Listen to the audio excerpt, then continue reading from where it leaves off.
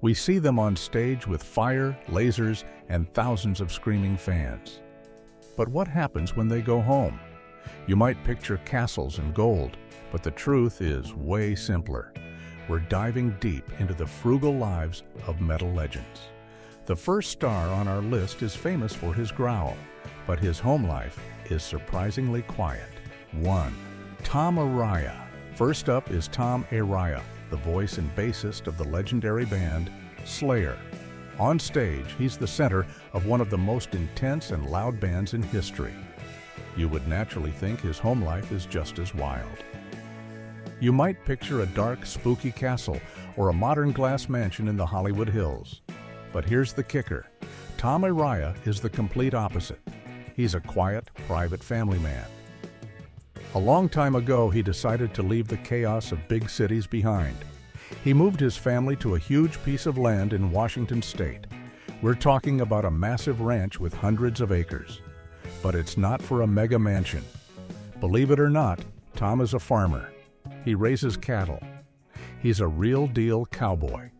He has been spotted by locals in his small town driving a simple, old pickup truck, not a new sports car. He wears normal clothes and looks just like any other local. He has said in interviews that being a rock star is his job, but his real life, his passion, is his ranch and his family. He loves the peace, the quiet, and the hard work. To put it mildly, he would rather be on a tractor mending a fence than on a tour bus heading to the next big city. He's a true example of a man who separated his work from his life. Tom found his peace in nature, miles away from everyone. But our next star was a legend who found his peace by living simply in the middle of the city and giving almost everything he had away. 2. Ronnie James Dio. Ronnie James Dio was a true icon. His voice was a powerful force in bands like Rainbow, Black Sabbath, and his own band, Dio. He's the man who many say invented the famous metal horns hand gesture. He was, to put it simply, a rock god. With a career that spanned decades and sold millions of albums, you would assume he was living in a palace fit for a king. But what many overlook is that Dio was one of the most humble and down-to-earth people in the music business. He lived in a modest suburban home in Los Angeles. Sure, it was a nice house in a nice neighborhood, but it was not the kind of sprawling $10 million estate you'd expect. It was a comfortable, normal-sized home. The thing nobody tells you is where his money really went. Ronnie James Dio was known for being incredibly generous. He was a huge giver. He put his time and his money into charity. He started the Stand Up and Shout Cancer Fund after he was diagnosed, and he worked tirelessly to help other people. He was famous for his kindness to fans, always taking time to talk to them. He was all about the music and the fans, not the bling or the flash. Dio was a humble legend who put others first. But our next star has a legendary job outside of music, and he still lives a surprisingly practical life. 3. Bruce. You might hear that Bruce Dickinson, the powerhouse singer of Iron Maiden, flies a Boeing 747. And you'd be right. His band even had their own custom jet called Ed Force One. That sounds like the most expensive rock star hobby in the world.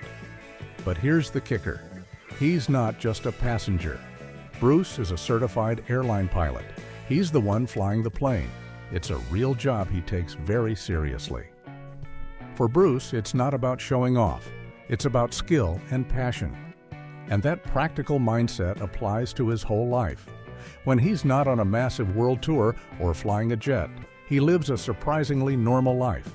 He lives in the English countryside, not some flashy London penthouse. He's known for being incredibly smart, and that includes being smart with his money. He's a businessman. He's invested in an airline maintenance company and a brewery. He'd rather put his money to work in a smart business than waste it on things he doesn't need. Friends have said he's not a flashy spender. He's a guy who values hard work, whether it's singing for 2 hours, flying a plane across the ocean, or even fencing. another one of his hobbies. He's a true Renaissance man who just happens to be a rock god.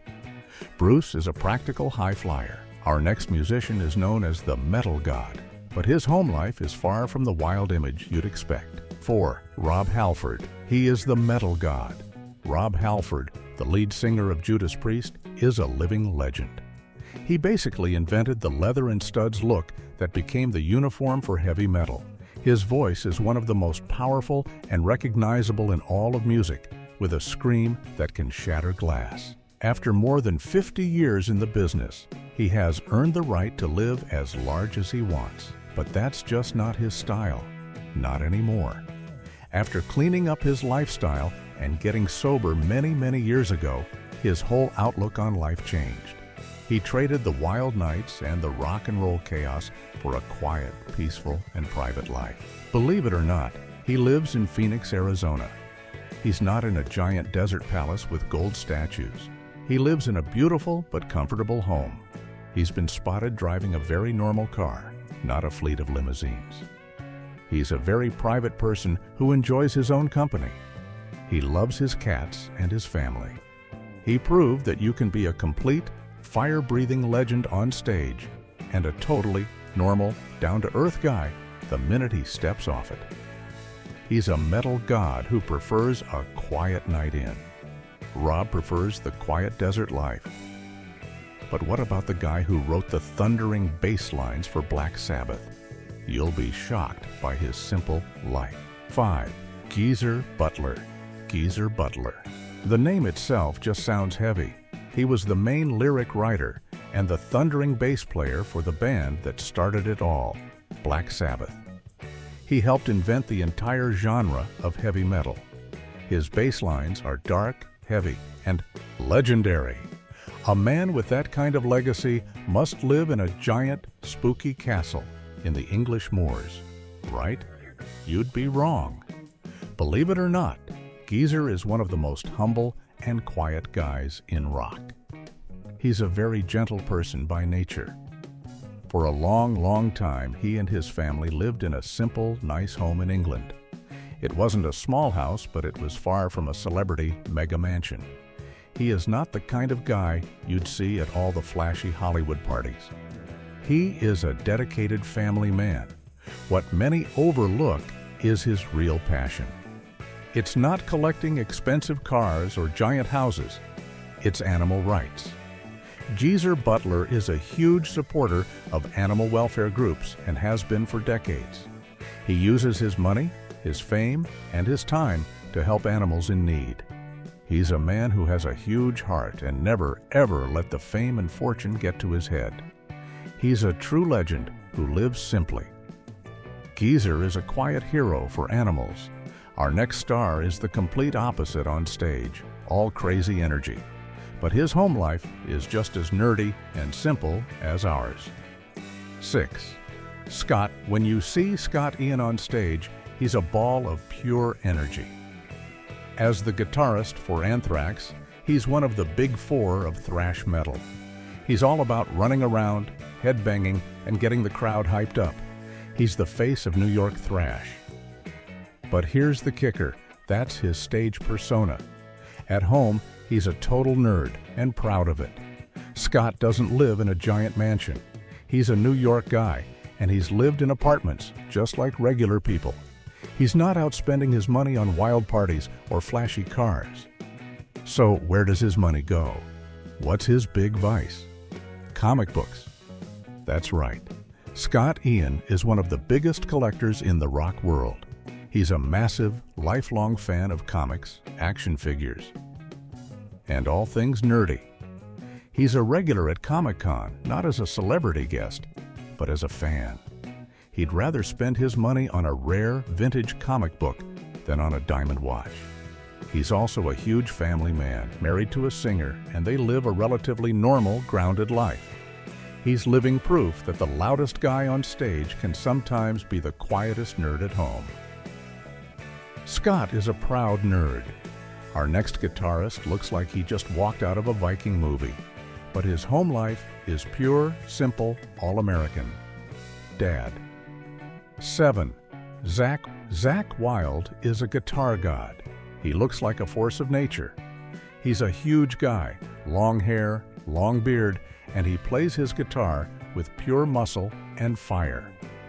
He's famous for playing with Ozzy Osbourne and for his own band, Black Label Society. He looks like a man who was born on a stage. But the thing nobody tells you is that Zakk is a total softie and a complete family man. He doesn't live in a flashy Hollywood home. He's a guy who has owned a farm. He's not about the glitz and glamour.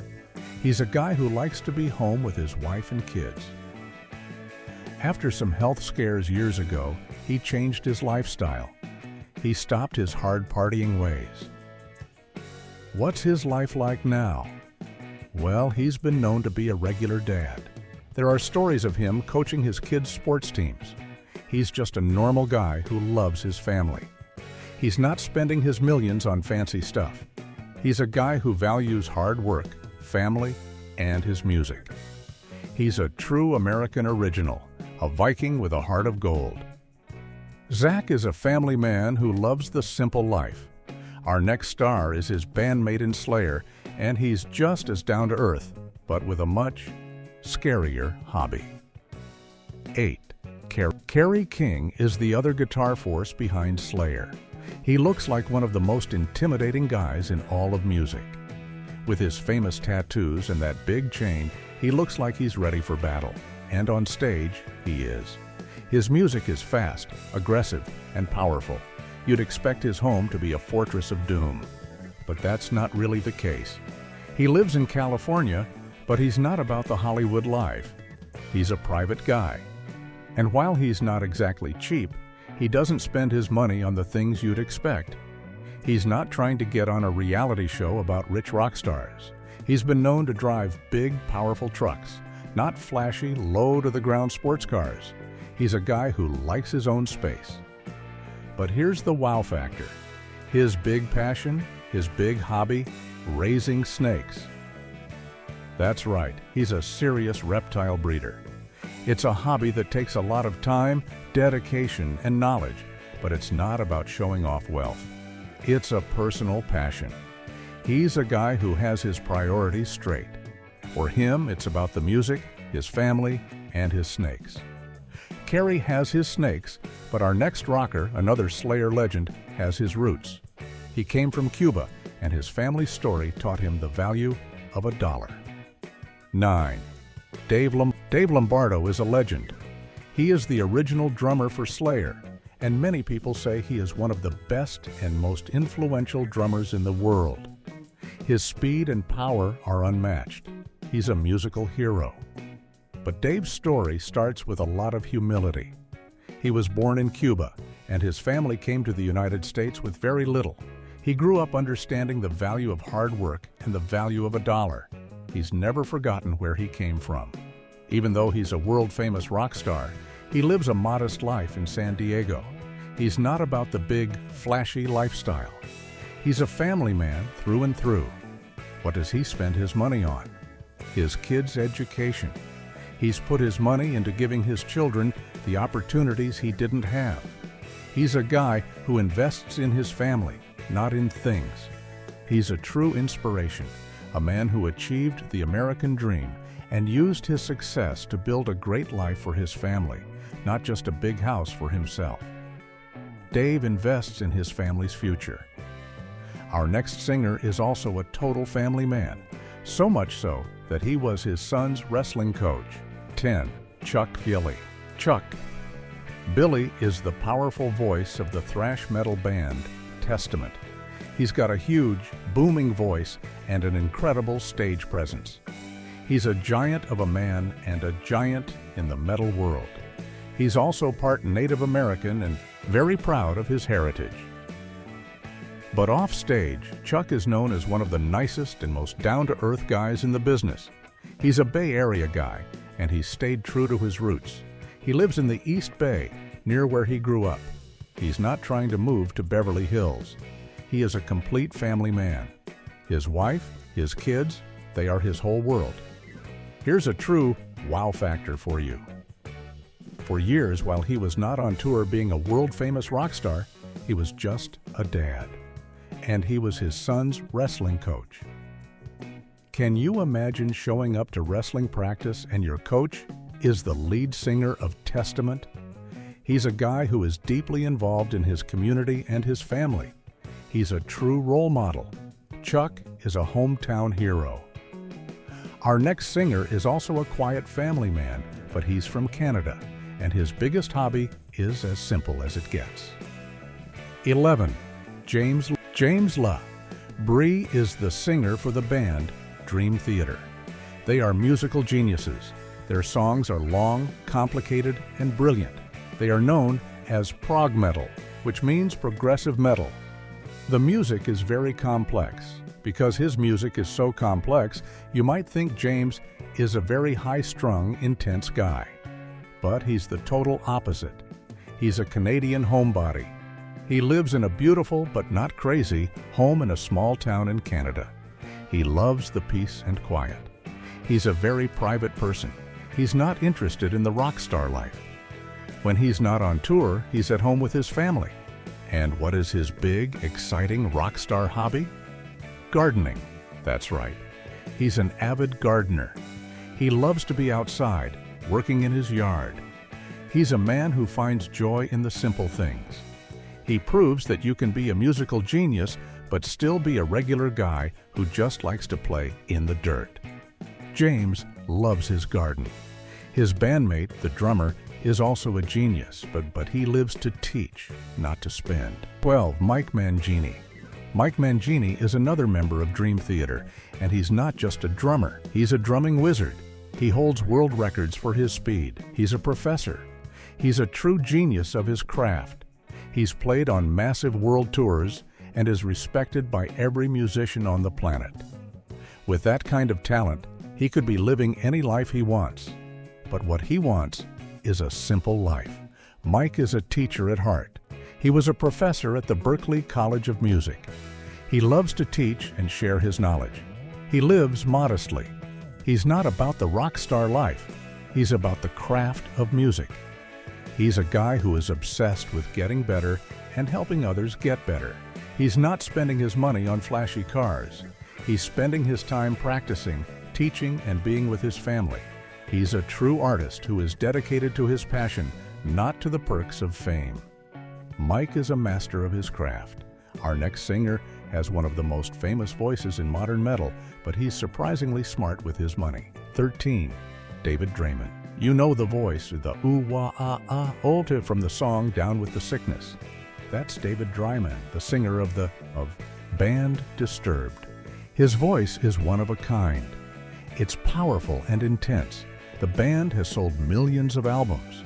With that kind of success, you'd think he's all about the high life. But here's the thing nobody tells you. David is an incredibly smart and grounded guy. He lives in Chicago, not in Hollywood or Miami. He's a guy who understands business.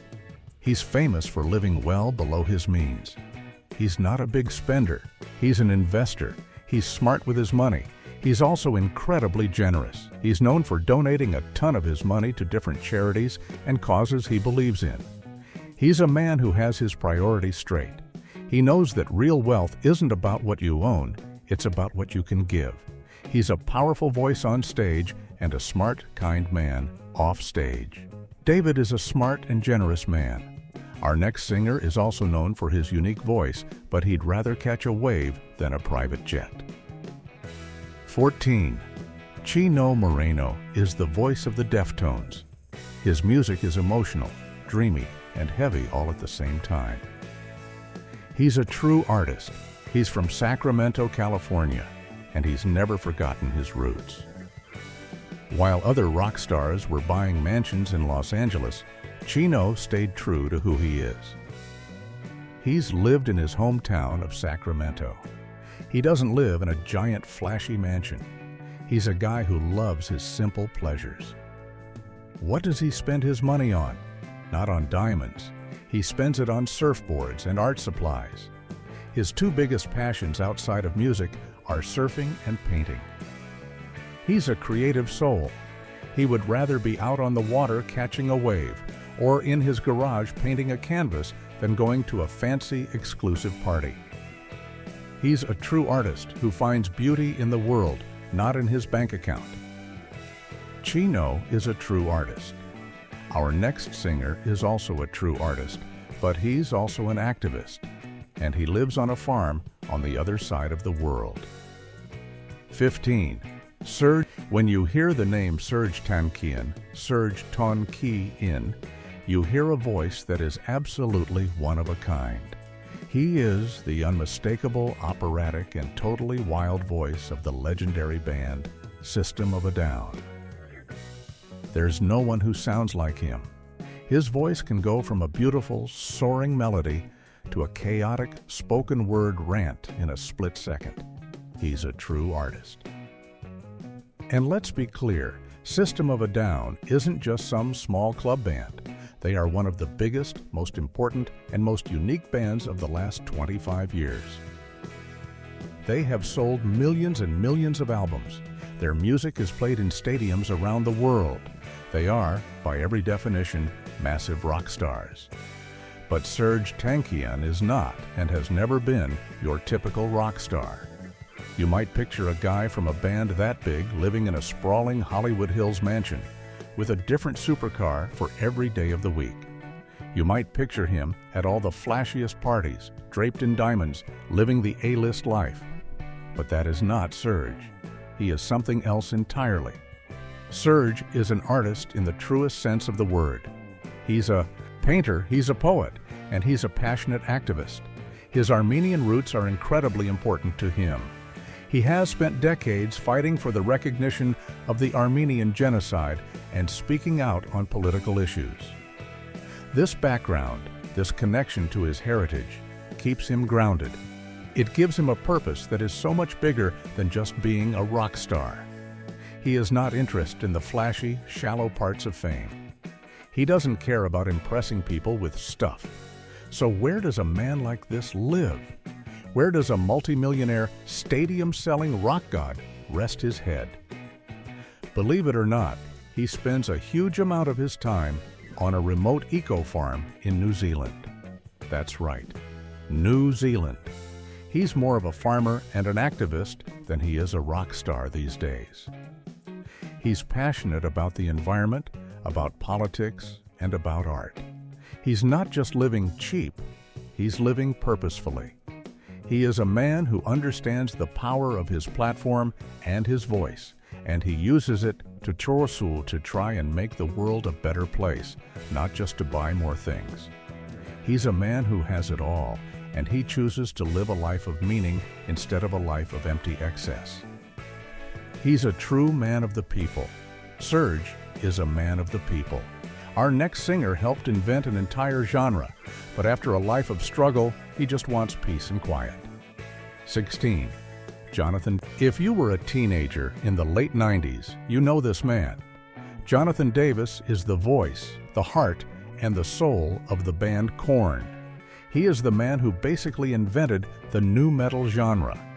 That sound, that mix of heavy, down-tuned guitars, hip-hop grooves, and raw, emotional pain, that was him. His lyrics are dark, they are deeply personal, and they are sometimes very, very disturbing. He sang about his own trauma, his own pain, and his own struggles. And in doing so, he helped millions and millions of fans feel like they weren't alone in their own darkness. But for Jonathan, this wasn't an act. It wasn't a character he was playing on stage. He has had a very rough and very public life, filled with intense personal struggles and unthinkable tragedy. He has been open about his battles with addiction, his dark past, and the loss he has endured. He has truly been through the fire. After all of that, after a lifetime of darkness and fame, you might think he'd end up in one of two places. You might think he'd be a wild spender, trying to buy happiness with mansions and a fleet of cars. Or you might think he'd be a total recluse, locked away in a castle, never to be seen. The truth is somewhere in the middle. Jonathan Davis is not about the flashy life. He's been through way too much to care about that. He's seen what's real and what's fake. and he has zero interest in the fake parts of fame. He lives a relatively simple life in California. He's not living in a giant compound or a Hollywood palace. He lives in a nice house, but it's a home, not a monument to his own ego. His focus today is not on parties or impressing people. His focus is on his health, his family, and his music. He has been very open about his personal demons and the hard work he does every single day to stay healthy, both mentally and physically. For him, a simple, stable life is the biggest luxury you can have. He's not trying to impress anyone. He's not trying to be the rock star he used to be. He's just trying to be a good father and a good person. He is a survivor in every sense of the word who values his peace of mind over everything else. Jonathan values peace. Our next singer is from a new generation of metal, but he's a total old-school family man. 17. M. Shadows is the powerful voice behind Avenged Sevenfold, one of the biggest and most successful metal bands of the 21st century. They headline massive festivals. They sell out arenas. They are the new generation of rock gods. When you think of a new rock star, you'd think they would be all about the flash. You'd think they'd be all over social media, showing off their private jets, their million-dollar watches, and their wild parties in Hollywood.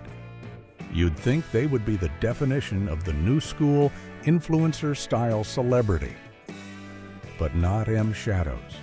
Not even close. M. Shadows is a total throwback. He's a guy from Huntington Beach, California, and at his core, he's still just a guy from Huntington Beach. He hasn't forgotten where he came from because he never left. He lives in his hometown. He's not in Hollywood. He's not in New York. He's not trying to be part of the scene. He's married to his high school sweetheart, and he is a dedicated, hands-on family man. He has kids, and being a good father is the most important job he has. What many people overlook is that he's a huge sports fan. He's not a look-at-me kind of celebrity. He's more likely to be at one of his kids' baseball games, sitting in the bleachers with the other parents, than he is to be at some flashy Hollywood club. He's a normal guy. Yes, he's a smart businessman who is very involved in the band's career, but in his personal life, he's just a dad.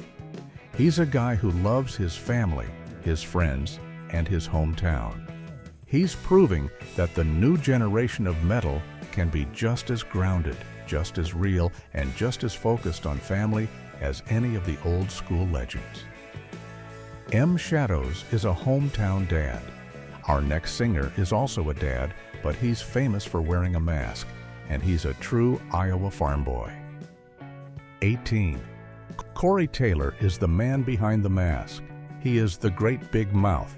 He is the lead singer of two of the biggest bands in modern rock, the chaotic, aggressive nine-man army known as Slipknot, and the chart-topping hard rock giants Stone Sour. He is one of the most recognizable voices in rock.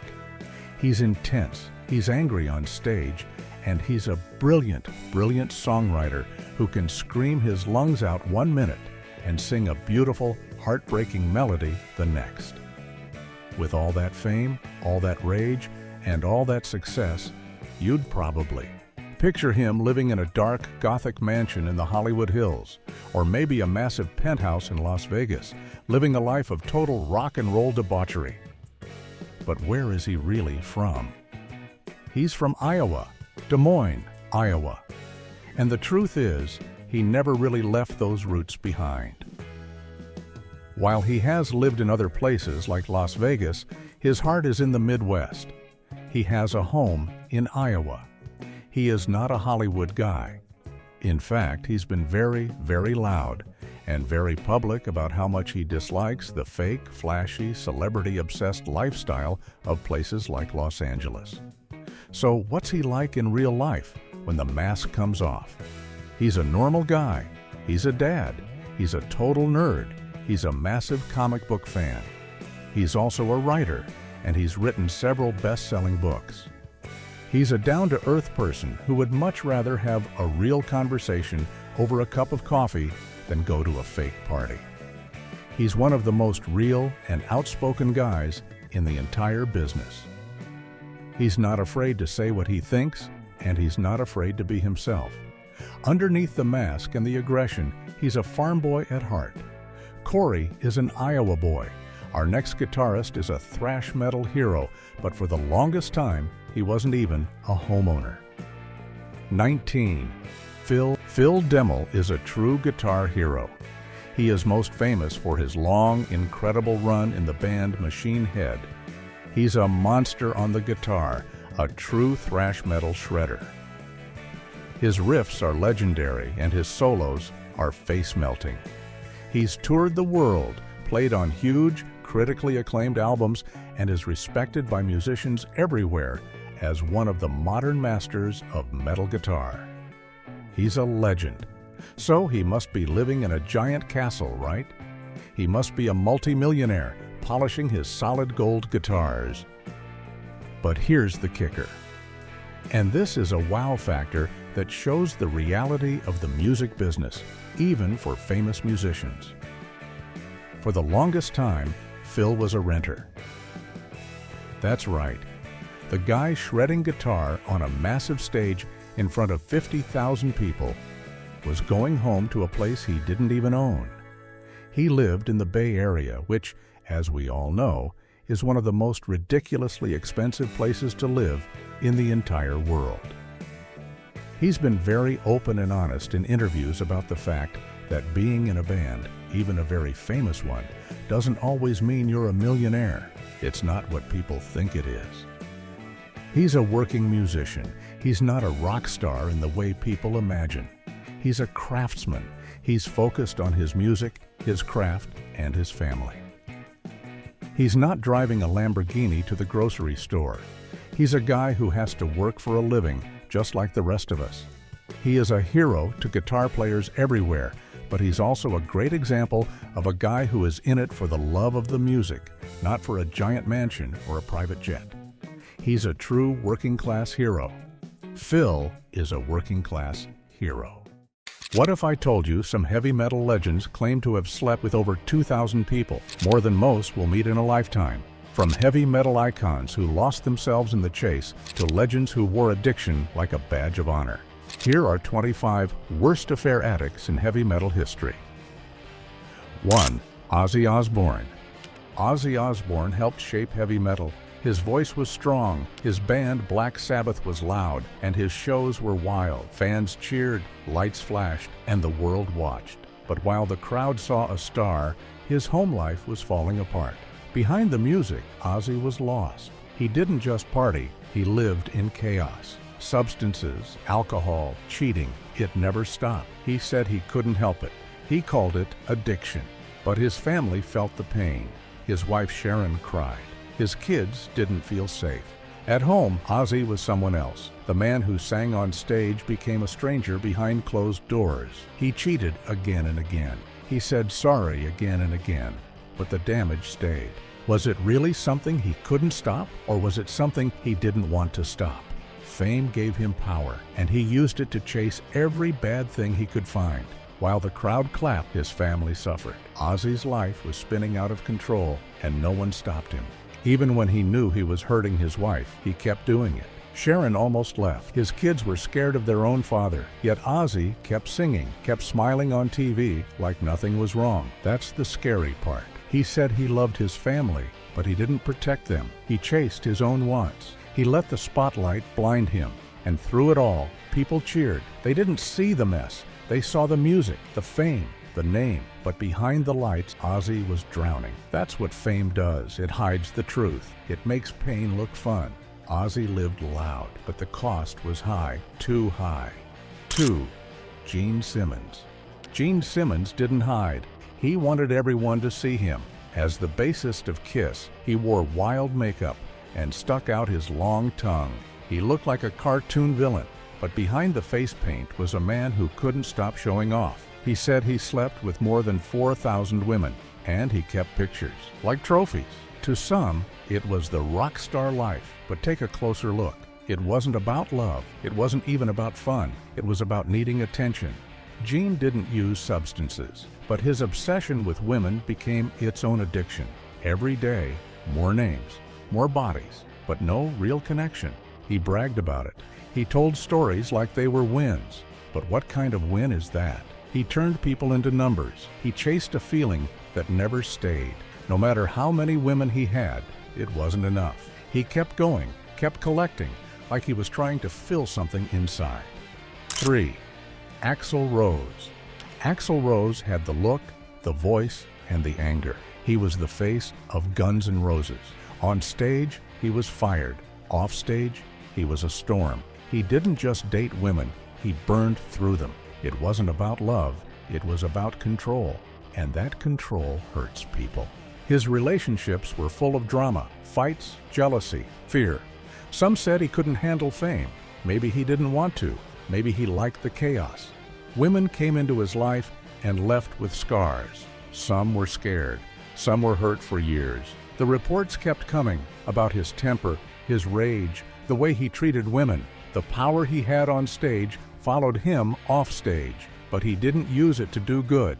He used it to get what he wanted, and what he wanted left others in pain. Axl didn't hide the trouble. He wore it like armor, but behind that armor was someone broken, someone who kept pushing people away. And still, fans screamed for him. They saw the music, not the mess. 4. David Lee Roth. David Lee Roth was loud, always loud. He sang with Van Halen. He danced, jumped, and smiled big. He was the wild one. Off stage, he got even wilder. He believed rock stars should do whatever they want, and he did. No rules, no limits. He talked about sleeping with hundreds of women. He told the same stories again and again. At first, people laughed, but the more he talked, the sadder it sounded. Women weren't people in his stories. They were prizes. They were things. He said it was freedom. But was it? Or was it just another way to hide pain? He never stopped to ask. He kept chasing the party. More groupies, more nights, more noise. But under all that noise was something empty. Years passed. The stories didn't shine anymore. They felt heavy, hollow. The fun started to look like warnings. David had fame. He had the lights, but he never stopped to ask what it was doing to him or to the people he used. 5. Tommy Lee. Tommy Lee played the drums in Motley Crue, but that's not what made him famous. His wild life off stage became a real show. He didn't just party. He made every bad choice look like a public event. People stopped caring about his music and started watching his mess. He dated famous women, fought with everyone, and smiled for the cameras while doing it. And that tape? Everyone saw it. He didn't try to hide. He looked like he wanted people to see everything. Rules never seemed to matter to him. He acted like they didn't exist. He was loud, wild, and always looking for more. Every time he stepped outside, something crazy happened. He became a walking headline. People didn't ask about his drumming. They asked what crazy thing he did last night. His name stopped meaning music. It started meaning drama. He had so many chances to stop, to slow down, but he never took them. He didn't want to be calm. He wanted the rush, the lights, the cheers, the trouble. And he kept going until the trouble was all that was left. He wanted more parties, more women, more chaos. He couldn't stop. It was like he needed it to breathe. Wherever he went, people expected something wild, and Tommy always gave them a show. His wild ways followed him like a shadow. He could leave the room, but the mess stayed behind. He became more famous for his affairs than his music. His life was like a storm that never stopped, and he seemed proud of it. Tommy Lee didn't just play drums. He played with fire, and he never got tired of the burn. 6. Nikki Sixx. Nikki Sixx was the bass player and songwriter. He gave Motley Crue its sound. But outside the band, he was a man falling apart. His life was filled with bad choices, risky nights, and way too many mistakes. And he knew it. He even wrote a book about it. He didn't hide, but showing the truth didn't make it easier to watch. Every night felt like a test. He drank too much, he used too much, and when that wasn't enough, he chased strangers, not love, just fast moments that ended in disaster. Each new place brought a new mistake. He kept falling, and he didn't care who he took with him. He said yes to everything. Fame gave him power, and he used it to feed his worst habits. He thought he was free, but he was trapped in a life he couldn't escape. Every high was followed by a crash. Every smile was hiding something broken. The more he wanted, the emptier he felt. Vince Neil. Vince Neil had the look, the voice, and the wild heart of a rock star. He was the front man, but off stage he was always chasing something, and it wasn't music. He lived like the rules didn't count. He went from city to city like it was a game. New city, new woman, new story, but never anything real. His love life wasn't sweet. It was fast, loud, and messy. People came and went like smoke. One-day romances, screaming fights, broken promises, and still, Vince kept going. The music played, but his personal life was the real noise, and it was ugly. He didn't stop, even when things got bad.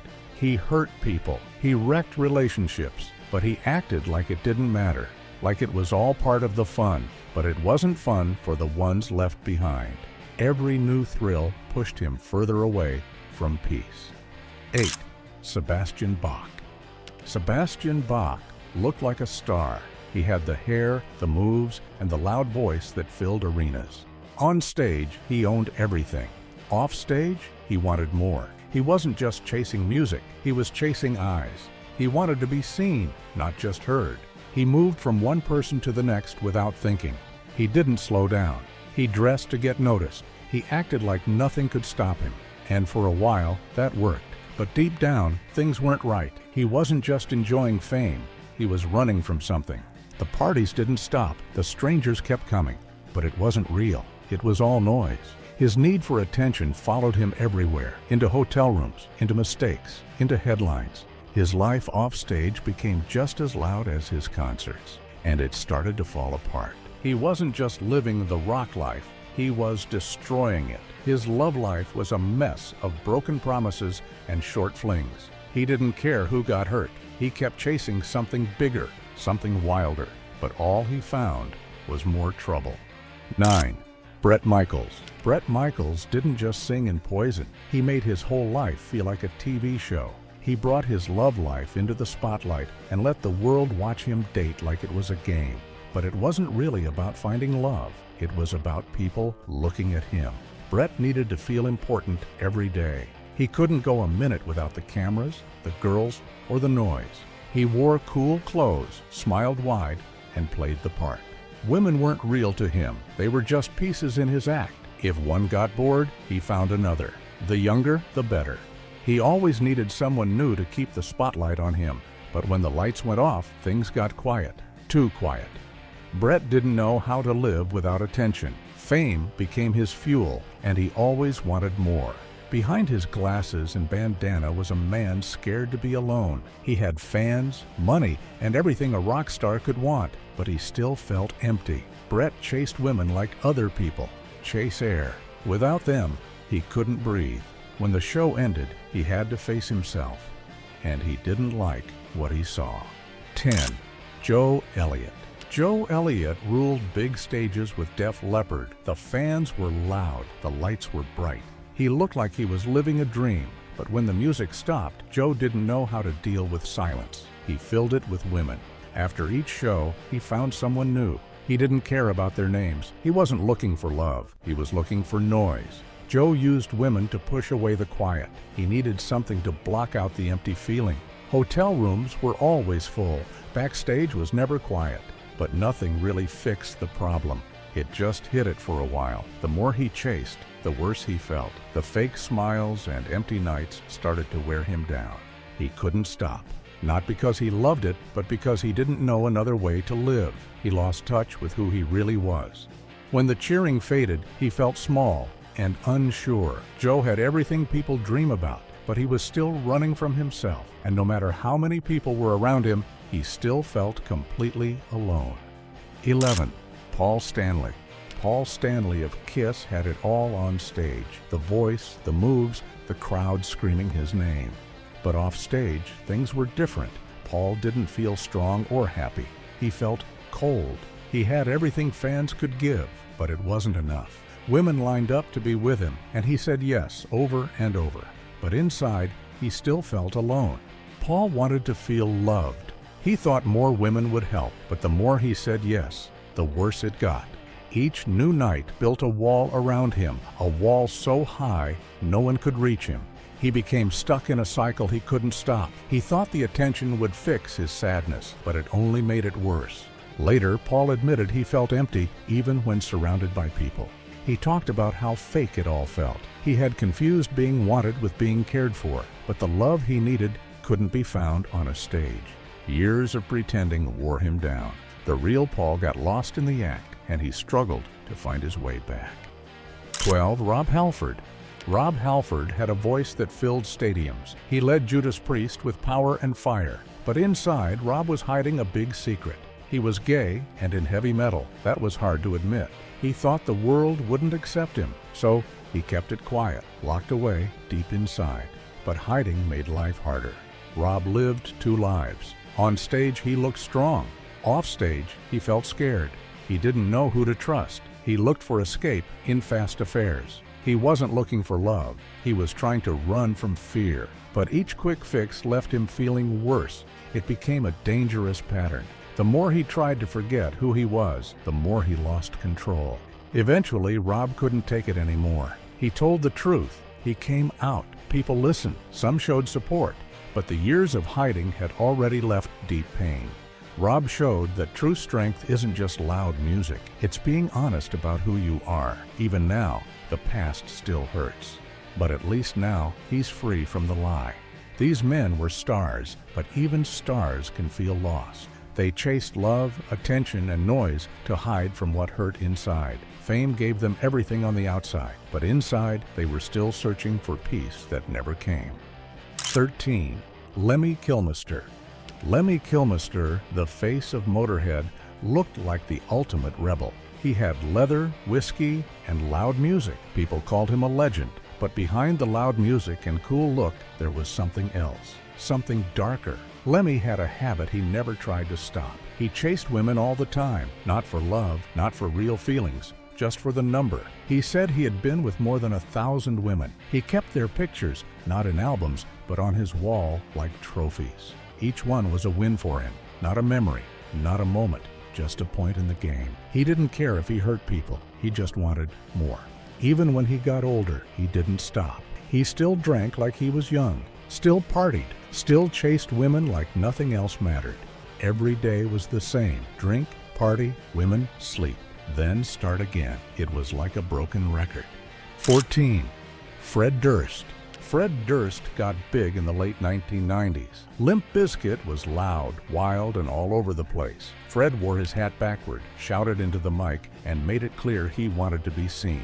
But music wasn't the only thing he craved. Fred wanted eyes on him, always, and he found a way to keep them there by chasing women. He didn't just date, he made it a show. Models, actresses, famous faces, they were all part of his plan. He wanted the world to look at him and say, "Wow, he's with her now?" It wasn't about love. It was about being noticed. He changed partners into outfits. Each new woman brought a new headline. As his music faded, the chase didn't. He used his old fame to keep the spotlight. The charms started to look fake. The smiles seemed like masks. People started to ask, is this still the real Fred, or just someone afraid to be forgotten? Fred didn't slow down. He couldn't. The idea of being alone, of not being seen, scared him, so he kept running after more women, more headlines. 15. Till Lindemann. Till Lindemann brought fire to the stage, real fire. His shows were full of shock and noise. Fans loved the wild acts. His songs talked about pain, power, and desire. Some said it was art. Others started to wonder, is this too much? Off stage, Till acted a lot like his songs. He liked control. He liked being the one in charge. Women who met him sometimes felt uneasy. Some said they were scared after spending time with him. Some said he crossed lines that should never be crossed. But many people didn't want to believe it. That's just rock and roll, they said. But is it? Should fame mean someone can do whatever they want? Where do we draw the line between art and danger? Till lived inside the chaos. He didn't just pretend to be wild, he was wild.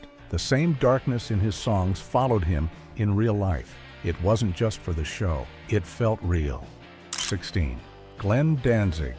Glenn Danzig made music that felt like a spooky dream. His bands Misfits and Danzig were all about dark things, shadows, strange love, and power. People called it goth, they called it cool. But Glenn didn't leave that world on the stage. He took it home. He didn't talk much, he didn't scream for attention. But there was something cold about him, something heavy. Women who spent time with him said they felt trapped. They didn't understand what they had walked into. It felt like a maze of control, not love, not care, just power. Glenn didn't brag, he didn't show off. But his actions spoke louder than words. He wanted control. That was his addiction. He needed to be the one holding all the cards. He didn't give his heart, he gave orders. His relationships weren't real connections, they were tools. Tools to feel powerful, tools to keep himself above others. But what happens when power is all you have, when the crown you wear is made of lies and fear? Glenn lived in a world of masks, a world where no one got too close, because maybe if they did, they'd see the truth. Not a strong man, not a king, but someone is afraid to be seen, someone who couldn't stop playing a role, someone who needed control more than love. 17. Danny Filth. Danny Filth from Cradle of Filth didn't just play dark characters, he became one. On stage, he dressed like a vampire, with fake blood and black paint. His shows were full of loud music, scary costumes, and strange dancing. But behind the makeup was a man who seemed to crave more than fame. He wanted shock. He wanted control, and desire became part of that. His songs talked about pain and twisted love, but the real warning was in how he lived.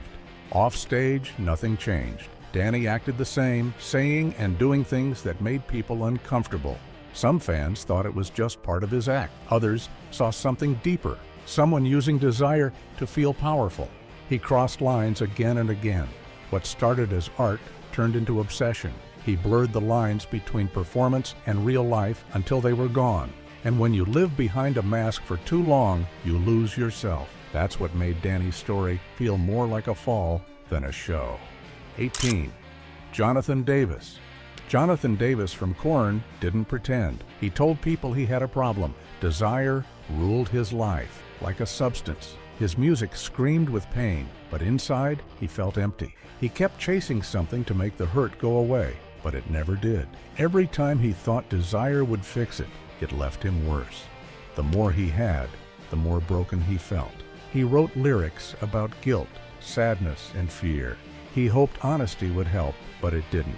Fans thought he was brave, but being honest isn't the same as healing.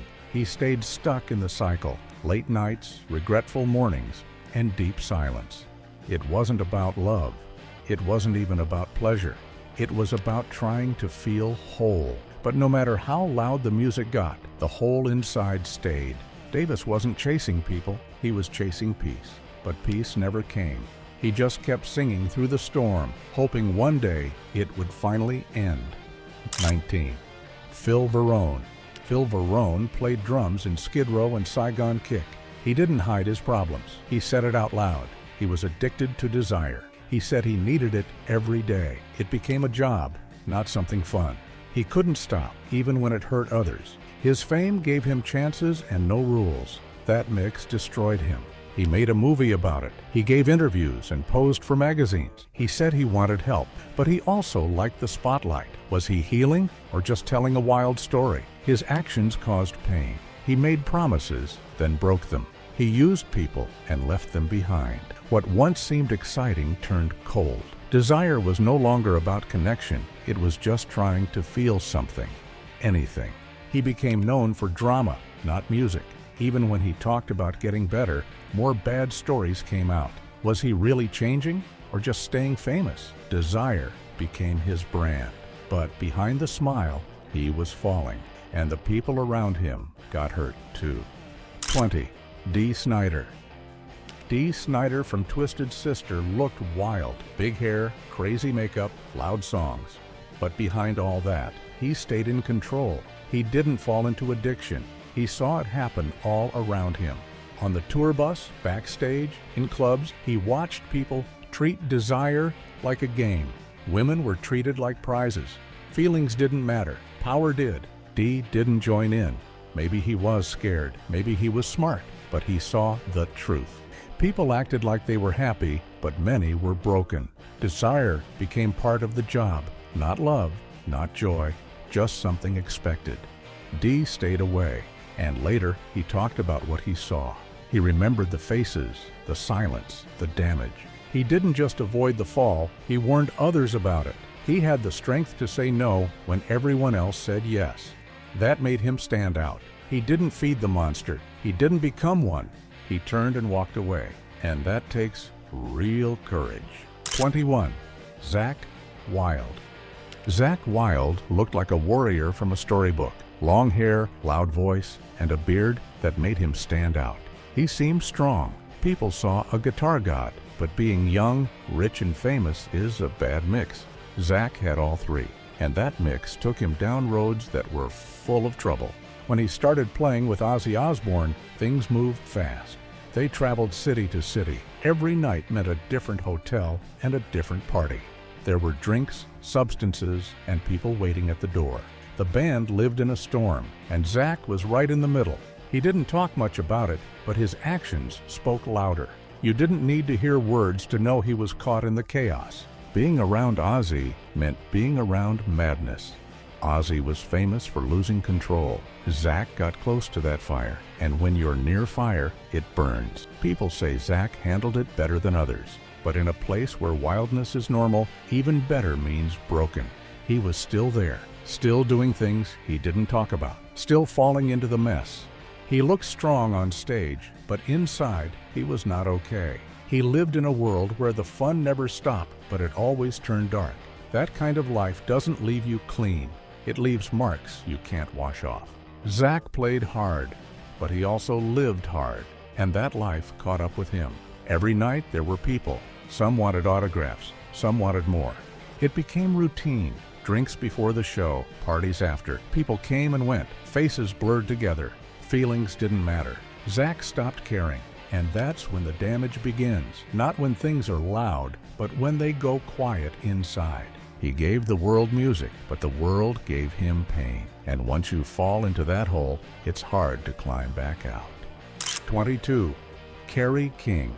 Kerry King came with fire. His music hit like a truck, fast, angry, loud. He wore dark glasses, chains, and tattoos. He didn't smile. He didn't pretend. He was sharp like broken glass. On stage, he looked fearless, but that power had a price. Slayer didn't rest. They went from city to city with no breaks. One night here, another there. Fans followed them like shadows. Some fans wanted more than music. They waited after shows. They offered everything, and no one said no. Drinks were easy to get. Substances were everywhere. Women lined up outside. Nobody asked questions. Nobody said stop. Kerry didn't look for love. He wasn't interested in feelings. It was fast. One night, then gone. Again and again. That kind of life becomes normal. But just because it's normal doesn't mean it's okay. Kerry lived in a world where everything moved too fast. It pushed him, and sometimes he pushed back. He fought with the world and with himself. People think anger stays on stage. It doesn't. It follows you to bed. It whispers when the lights go off. It makes you do things you don't understand. Kerry looked like he didn't care, but maybe he cared too much and didn't know what to do with the pain. He gave fans heavy music, but that world took pieces of him. He didn't fall all at once. It was slow, night after night, show after show. His habits became walls, and behind those walls, Kerry got stuck. 23. Mick Mars. Mick Mars didn't jump around. He didn't scream or act wild. He stood still, quiet, focused. While the rest of Motley Crue set fire to every room, Mick stayed in the corner, playing his guitar. But that quiet didn't mean peace. It meant something else. He was part of one of the wildest bands ever. Motley Crue was out of control. They drank too much, took too much, slept with everyone. Every day was another disaster. And Mick was there for all of it. Same hotels, same parties, same everything. People say Mick stayed out of trouble, but how can you stand in a storm and not get soaked? Even if he didn't shout, he still lived the same life, and maybe he felt it more than anyone else. Mick lived with pain, real pain. A disease made his bones ache all the time. Walking hurt, playing guitar hurt. He had to fight just to stand. That kind of pain changes you. It makes you want to escape. And in that world, escape meant pills, more drinks, more nights with strangers. He didn't show his pain. He didn't talk about it, but it was always there. When you hurt that much, you look for anything to feel better. Mick looked quiet on the outside, but inside he was breaking, and no one noticed. The band was too busy burning everything down. No one asked if Mick was okay. They saw him play and thought he was fine. But the people who don't scream are often the ones in the most pain. He wasn't in the news like the others. He didn't make big scenes, but he was part of the same machine, a machine that used people up. Mick gave everything to the music, and in return, the music world took from him. Every night, he stood on stage while the others lost control. But that doesn't mean he was safe. He was just quieter. The world around him was loud, messy, and full of things no one wants to remember. 24. Yngwie Malmsteen. Yngwie Malmsteen looked like a rock god. He had shiny rings, tight pants, and a loud attitude. On stage, he played guitar like fire. But off stage, it wasn't about music. It was about power. He wanted everyone to look at him and do what he said. If someone said no, he didn't care. He just kept going. His shows turned into wild parties. Hotels were ruined. Cars raced. Women were everywhere, not because they felt special, but because he made them feel like they had to be there. He didn't treat them kindly. He saw them as part of his act, not people with feelings. Fans started to notice. They didn't talk about his guitar solos anymore. They talked about the mess he left behind. Even his bandmates got tired of it. He didn't change. He thought he could do whatever he wanted, but people began to turn away. He had the chance to be remembered for music. Instead, he's remembered for the drama and damage. He didn't just want fame. He was addicted to power, and that kind of hunger doesn't end well. 25. Joey DeMaio. Joey DeMaio looked strong and proud. Big muscles, loud voices, leather everywhere. He played the part of a warrior, but behind the stage lights, he acted like a ruler. It wasn't about music, it was about control. He didn't treat people with care. He wanted to be in charge of everyone and everything. Backstage wasn't fun, it was tense. He made people feel small. Women were part of the image, not real people. If they didn't follow his lead, they were pushed out. He called it a performance, but the hurt was real. People smiled around him, but not out of joy. They were afraid. Fans started to talk. They saw how he acted. The songs were about honor, but his actions were the opposite. He used the stage to look strong while hurting people behind the curtain. It wasn't leadership, it was fear and control. His power faded. Fans stopped clapping. They saw through the act. His strength wasn't real. He forgot that real power is kindness and respect. He had a chance to build something good, but he threw it away. Fame, money, and a whole lot of ego. It's a dangerous mix that has turned some of heavy metal's biggest stars into its most hated figures. These are the shocking stories of bad decisions and unforgivable actions that ruined legacies. Believe it or not, one rocker's behavior at a concert sparked a full-blown riot. 1. Lars Ulrich. Kicking off our list at the #1 spot is Lars Ulrich, the drummer and co-founder of the biggest heavy metal band in history, Metallica. From their early days as thrash metal pioneers to their status as global stadium-filling superstars, Lars has been there every step of the way. He's the band's spokesman, the businessman, and one of the main creative forces. He's also, for many, the most hated man in metal. The hatred for Lars really exploded in the year 2000. That was the year Metallica spearheaded a lawsuit against a new file-sharing service called Napster. Suddenly, a band that was built on an anti-establishment image was taking its own fans to court for downloading their music for free. The most shocking fact is that they delivered a list of over 300,000 Napster users who they wanted to be banned from the service. Lars Ulrich became the face of this fight, seen as a greedy, spoiled rock star who was out of touch with his own audience. On top of that, for years he has been criticized for his drumming skills, with many calling him sloppy and overrated. This combination of perceived greed and questionable talent has made him the ultimate villain for a huge portion of the metal community. Being seen as greedy is one thing, but our next musician is hated for a single, shocking act on stage that crossed a line for everyone. 2. Phil Anselmo. Phil Anselmo was the voice of a generation of metalheads. As the frontman for Pantera, he changed the game in the 90s. His aggressive, powerful vocals and charismatic yet intimidating stage presence helped make Pantera one of the biggest metal bands in the world. After Pantera, he continued with successful bands like Down and Superjoint Ritual. He was, for a long time, a true metal god. But in 2016, at a tribute concert for his late Pantera bandmate, Dimebag Darrell, Phil Anselmo did something that would tarnish his legacy forever. At the end of the show, he gave what appeared to be a Nazi salute to the crowd and shouted, "White Power." The backlash was immediate and massive. To put it mildly, the metal community was outraged, while Phil quickly apologized, claiming it was a stupid, drunken joke. For many, the damage was done. People pointed to past instances where he had made questionable comments on stage and to the controversial lyrics of some of his side projects. That one ugly moment on stage has followed him ever since, forcing fans to question the character of a man they once called a hero. An ugly moment on stage is one thing, but our next figure's story involves real-world crimes so dark they became the stuff of legend. Varg Vikernes. At number 3, we have perhaps the most infamous figure in all of black metal, Varg Vikernes. As the sole musician behind the project Burzum, Varg created some of the most influential music in the genre. It was atmospheric, raw, and hypnotic. But his music is now forever linked to his terrible actions.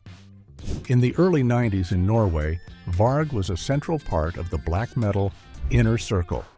This group became notorious for a series of church arsons, burning down historic wooden churches as a statement against Christianity. Varg was convicted for several of these fires. But that's not even the worst of it. The thing nobody tells you is that the scene was filled with tension and rivalry, especially between Varg and his one-time friend and bandmate, Euronymous from the band Mayhem. In 1993, this tension exploded. Varg went to Euronymous' apartment in Oslo, and an altercation occurred that ended with Euronymous losing his life. Varg was convicted of this act and spent 15 years in prison. On top of all this, he has promoted deeply hateful and racist ideologies for years, making him not just a controversial musician, but a figure of pure hate for almost everyone. Varg's anger led to real-world tragedy. But our next musician channeled his anger into a 40-year-long grudge against his old band. 4. Dave Mustaine. Dave Mustaine is the fiery red-headed leader of the thrash metal giant Megadeth. He's a phenomenal guitarist and songwriter, and Megadeth is rightfully considered one of the most important bands in metal history. But the story of Dave Mustaine will always be tied to the band that he started in, Metallica.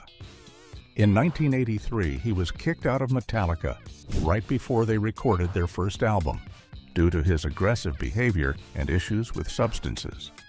This lit a fire under him. He formed Megadeth with the single-minded goal of being faster, heavier, and more successful than Metallica. What many overlooked is that this feud has never, ever ended. For decades, in nearly every interview, Mustaine has found a way to bring up his old band, complaining about how he was treated and how much credit he deserves for their early sound. He also developed a reputation for being incredibly difficult to work with, constantly firing members of his own band. In recent years, he has also alienated fans with his strong, outspoken, conservative, and religious views. His undeniable talent is often overshadowed by what many see as a massive chip on his shoulder. While Mustaine's feuds were legendary in the thrash scene, our next figure became the face of a completely different and widely despised metal subgenre. 5. Fred Durst. In the late 90s, nu metal took over the world, and at the very front of that movement was Fred Durst, the red hat-wearing singer of Limp Bizkit. The band mixed heavy metal riffs with hip-hop rhythms and rapping, and they became one of the biggest bands on the planet. Their album, Chocolate Starfish and the Hot Dog-Flavored Water, sold over 1 million copies in its first week. But with great fame came great hate. Fred Durst became the symbol for everything people disliked about nu metal. He was seen as a douchey frat boy, with his backward cap and arrogant attitude.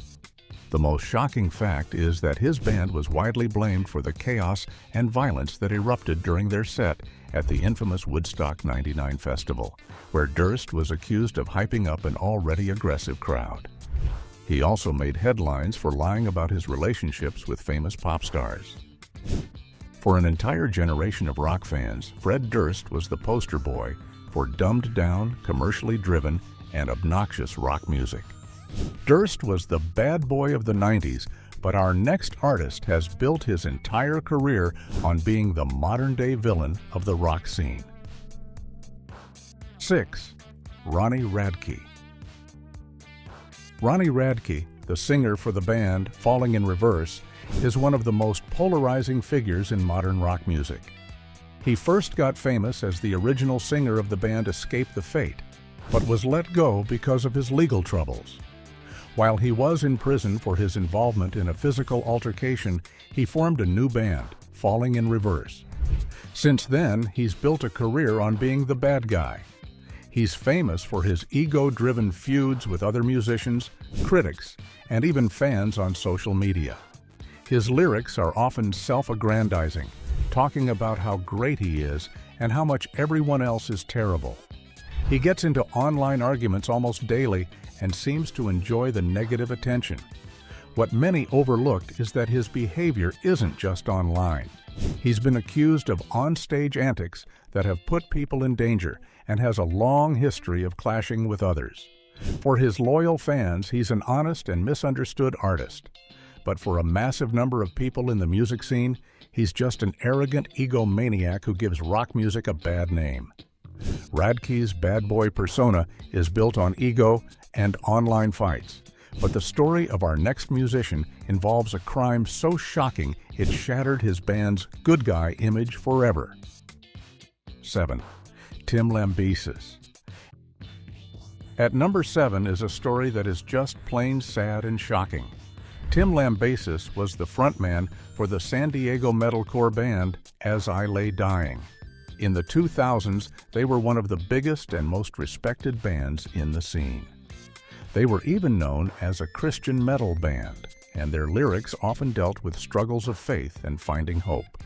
They were nominated for a Grammy and had a massive, devoted fan base. Then, in 2013, the music world was stunned by the news that Tim Lambesis had been arrested. The reason was almost unbelievable. He was convicted of attempting to hire someone to harm his estranged wife.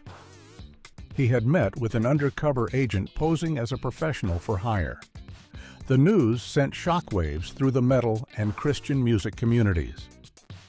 A man who sang about hope and faith had gone to a very dark place. He served time in prison and has since been released and has reformed the band. But for a huge number of fans, what he did is unforgivable. It was a betrayal of everything his music supposedly stood for. A crime that sends you to prison is one thing, but our next musician is hated for something much more common in metal, having a really big mouth. 8. Kerry King. Kerry King, the bald, tattooed guitarist of the legendary thrash metal band Slayer, is next on the list. Slayer is one of the big four of thrash metal, known for their incredibly fast, aggressive, and dark music. For decades, they were one of the most respected and uncompromising bands in the genre. Kerry King, with his blistering guitar solos and angry stage presence, was a huge part of that. So why the hate? The thing is, Kerry King has a really big mouth, and he's not afraid to use it. Over the years, he has become famous for trash-talking other bands in interviews. He's called Metallica sellouts. He's made fun of Iron Maiden. He's insulted countless other musicians, big and small. For some fans, this is just Kerry being honest and metal. But for many others, it comes across as arrogant and disrespectful. He's also been criticized by other musicians for his style of guitar playing, particularly his wild use of the whammy bar, which some see as a gimmicky and lazy way to play a solo. This reputation as the grumpy old man of metal has earned him plenty of enemies. Kerry King is known for his verbal aggression, but our next musician from the Norwegian black metal scene has a reputation for real-world violence. 9. Growl. Once again, we journey to the frosty shores of Norway to talk about Growl, the former singer of the black metal band Gorgoroth. During his time with the band in the early 2000s, Gorgoroth became infamous for their live shows. One concert in Krakow, Poland, was so extreme that it resulted in a police investigation. Growl was a terrifying frontman with his piercing stare and intimidating presence. But the real trouble started with his behavior off stage. He was involved in a very public and messy legal battle with his former bandmates over the rights to the Gorgoroth name, which he eventually lost. What many overlooked were his serious legal troubles. He was convicted of assault and spent time in prison for an incident where a man was held at his home for several hours and subjected to what was described as ritualistic mistreatment. After leaving Gorgoroth, fans were also highly critical of the new bands he formed, calling the music inferior to his old work. His combination of a violent reputation and a bitter band dispute has made him a deeply disliked figure. While Growl's reputation is built on darkness and intimidation, our next figure is hated for the exact opposite, being a cartoonish symbol of corporate greed. 10. Gene Simmons. Gene Simmons, the long-tongued demon from the legendary band Kiss, stomps in at number 10. Kiss changed the game in the 70s. They weren't just a band, they were a phenomenon. With their comic book makeup, explosive live shows, and simple, catchy hard rock, they became heroes to millions of kids. Gene Simmons, as the co-founder and bass player, was one of the masterminds behind it all. But as the years went on, Gene became known for something else: his love of money. To put it mildly, he would put the Kiss logo on anything that would sell. There were Kiss lunchboxes, Kiss coffins, Kiss air fresheners, you name it. For many fans, this focus on merchandise cheapened the band's legacy. He also became known for his arrogant statements in the media, like famously declaring that rock is dead. He is also known for claiming to have had relations with thousands of women on the road, even taking pictures to document them. For many, Gene Simmons represents the moment when the rebellious spirit of rock was replaced by corporate sellout culture. Gene Simmons turned his band into a brand, but our next musician is infamous for a truly ghoulish act involving his own bandmates passing. 11. Euronymous. We now return to the grim world of Norwegian black metal with Øystein Aarseth, better known as Euronymous. He was the guitarist and leader of the band Mayhem, one of the most important and influential bands in the entire black metal scene. He was more than just a musician. He was a central figure who ran a record label and a record shop called Helvete, which means hell in Norwegian. It was the meeting place for everyone in the scene. Mayhem's story is filled with darkness, but one event stands above the rest. In 1991, the band's singer, a man known as Dead, ended his own journey. What Euronymous did next is what earned him a permanent spot in the Hall of Infamy. Instead of calling the authorities right away, he allegedly went and bought a disposable camera. He then rearranged some items in the room and took graphic photographs of the scene. The most shocking fact is that one of these pictures was later used as the cover for a bootleg album. He was also rumored to have made necklaces out of pieces of his departed friend's skull. For many, this was an act of ultimate disrespect that went far beyond any attempt to be evil or metal. Exploiting a tragedy within the band is one thing, but our next artist became the unwilling face of a national tragedy he had nothing to do with. 12. Marilyn Manson. Brian Warner, known to the world as Marilyn Manson, is no stranger to controversy. Since the mid-90s, he has made a career out of being the person your parents warned you about. With his creepy makeup, industrial metal sound, and shocking stage shows, he became a superstar and a symbol of rebellion for a generation of teenagers. The thing is, his scary image made him the perfect scapegoat. In 1999, after the tragic events at Columbine High School, the media was desperate for someone to blame. They wrongly reported that the two young men responsible were huge Marilyn Manson fans who wore his t-shirts and were inspired by his music. This was later proven to be completely false, but the damage was done. Manson became the face of the tragedy in the eyes of the public. He received threats, his concerts were protested, and he was blamed for corrupting America's youth. More recently, his career has been derailed by numerous serious allegations from former partners about his personal conduct, adding a new and much darker layer to his controversial legacy. While Manson became a scapegoat, our next musician is hated for a very real tragedy he caused behind the wheel of a car. 13. Vince Neil. Vince Neil, the blonde-haired singer of the glam metal band Motley Crue, takes the 13th spot. In the 80s, Motley Crue was the definition of rock and roll excess. They were the kings of the Sunset Strip in Los Angeles, known for their wild parties, crazy outfits, and huge, catchy rock anthems. Vince Neil was the pretty boy frontman whose voice powered hits like Girls, Girls, Girls and Dr. Feelgood. But the party came to a tragic and abrupt halt in 1984.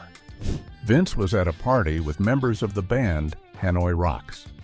He and their drummer, a man named Razzle, decided to go on a trip to the store.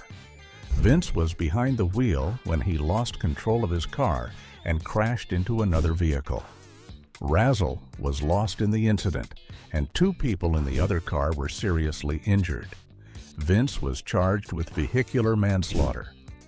The thing nobody tells you is that he only ended up serving 19 days in jail. For many people, this was a shocking injustice. They felt a rich and famous rock star had gotten away with a slap on the wrist for a terrible tragedy. It's a dark shadow that has followed Vince Neil for his entire career. Vince Neil's story involves one night of terrible judgment, but our next frontman is infamous for a career filled with chaotic behavior and concert-ending tantrums. 14. Axl Rose. At number 14 is the fiery and unpredictable frontman of Guns N' Roses, Axl Rose. In the late 80s and early 90s, Guns N' Roses was the biggest band in the world. Their album Appetite for Destruction is one of the best-selling debut albums of all time.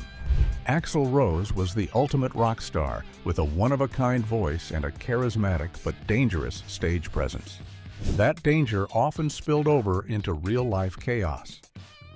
Axl became notorious for starting concerts hours late, sometimes not even taking the stage until after midnight.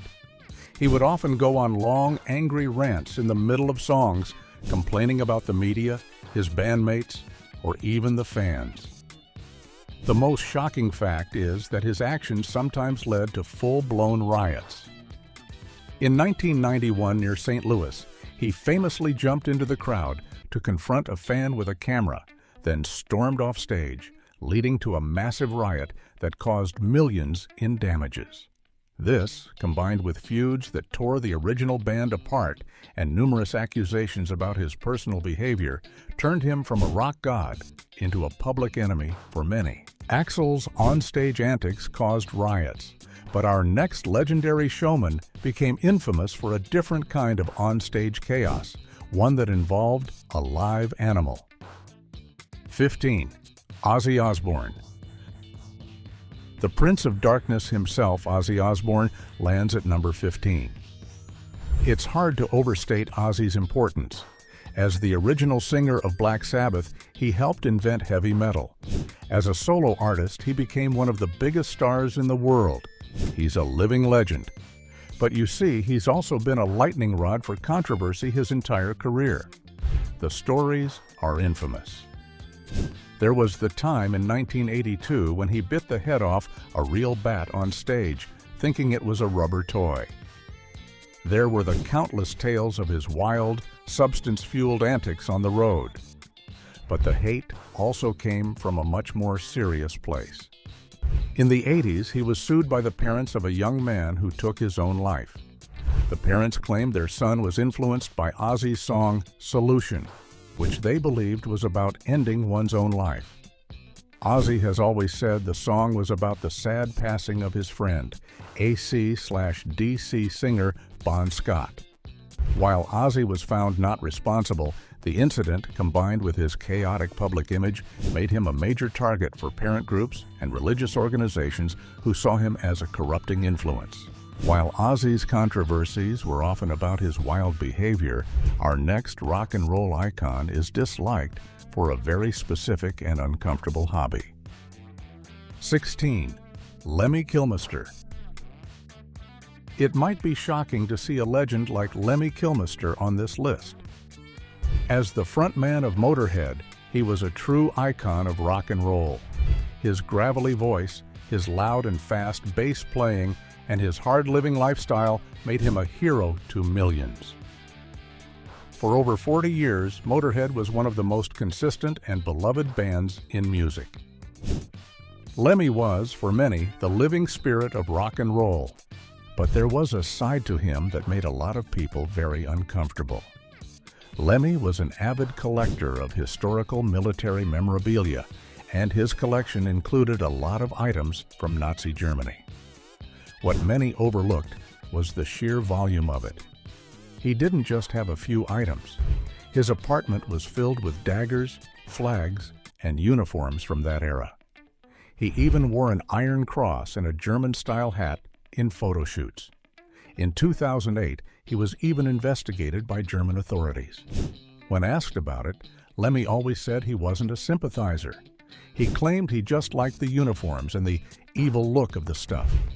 But for many, especially in Europe, collecting and displaying these kinds of symbols, no matter the reason, was just not okay.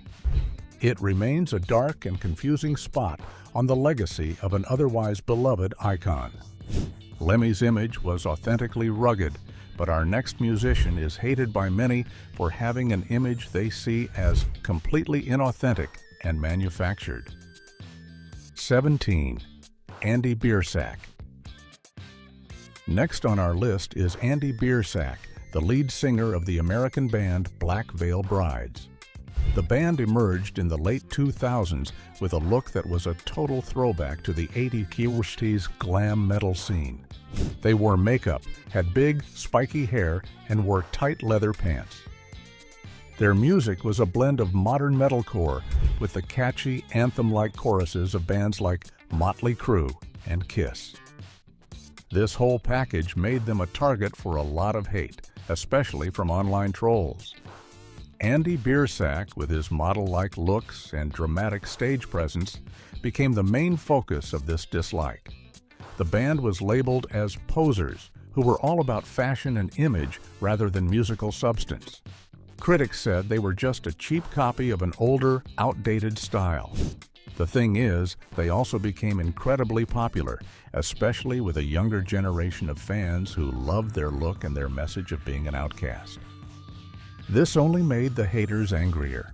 Andy Biersack represents a major divide in the metal community between those who value raw authenticity and those who embrace theatricality and style.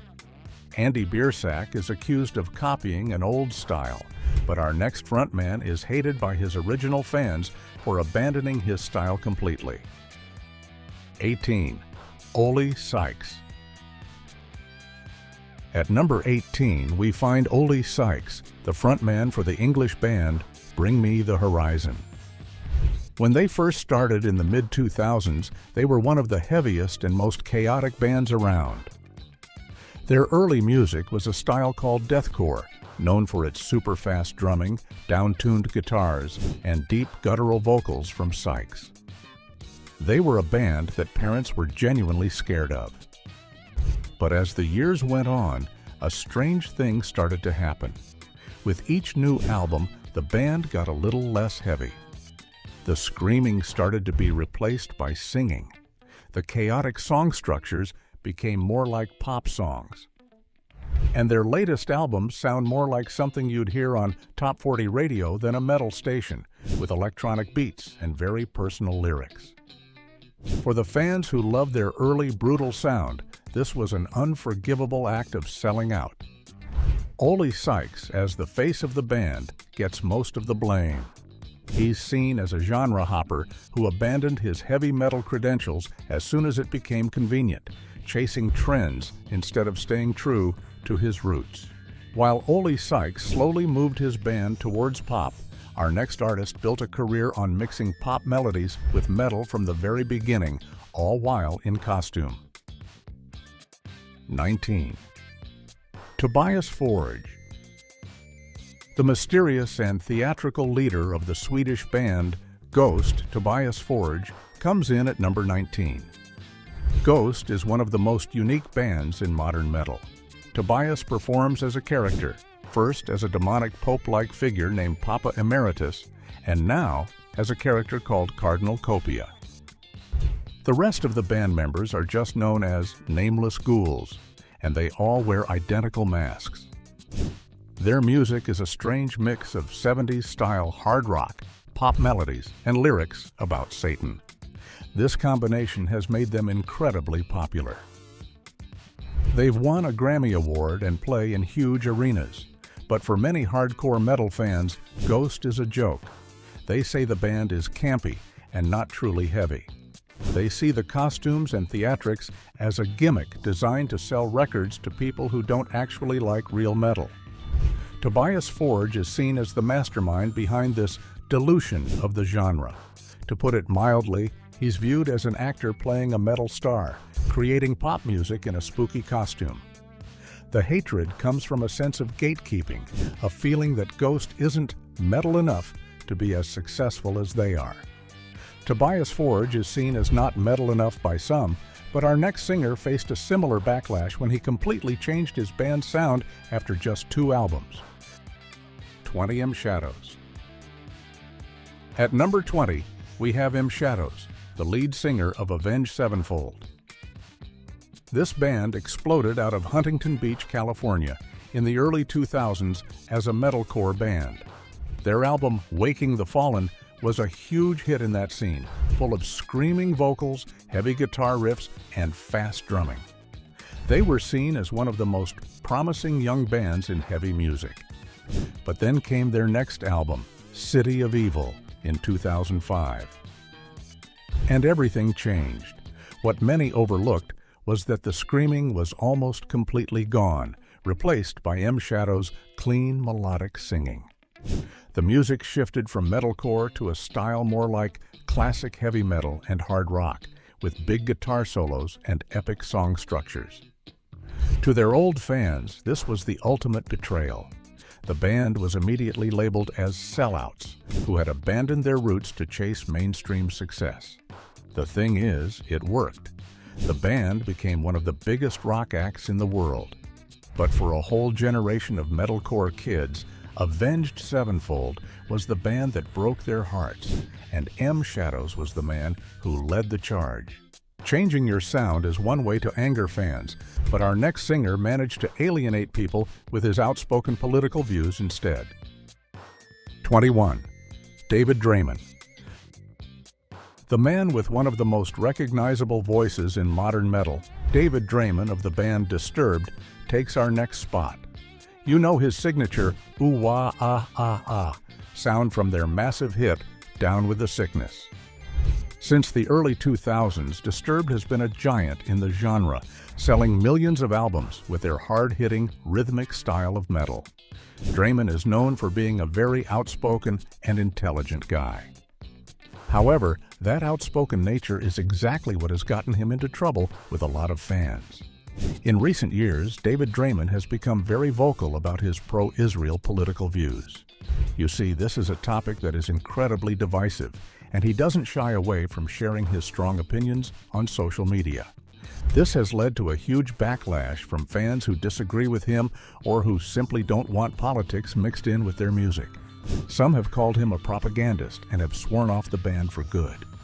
On top of that, from day one, many metal purists have called his band's music sucky or too simple, making him a target for both musical and political reasons. Draymond's controversy comes from his real-world opinions, but our next musician has blurred the line between his disturbing lyrics and his alleged real-world actions. 22. Till Lindemann. Next up is the deep-voiced, fire-loving frontman of the German industrial metal band Rammstein, Till Lindemann.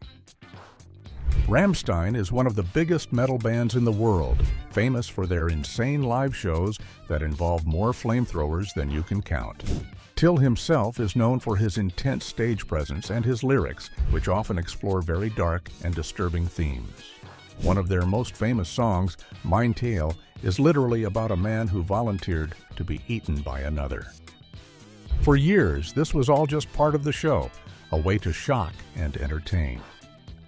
But recently, the controversy around Till Lindemann became much more real. Several women have come forward with serious accusations about his behavior after concerts. They describe a system where women were allegedly recruited from the crowd to attend after parties with the singer, where some felt pressured into uncomfortable situations. While investigations were launched, the situation has cast a dark cloud over the band. For many fans, the line between dark artistic expression and real-life misconduct has been crossed, and they can no longer separate the singer from the serious allegations against him.